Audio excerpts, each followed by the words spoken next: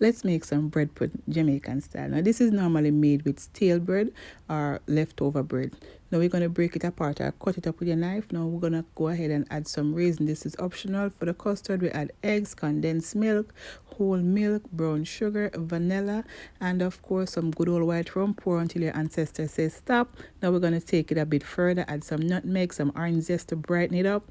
We're going to give it a good blend to combine everything. Now we're going to pour the custard over our bread, allow it to soak up all that deliciousness. Set aside for about 10 minutes before baking. You're going to add to your baking dish, and we're going to bake this for 350 degrees for about an hour. Now bread pudding don't normally rise. Whatever you put in, that's what you get out.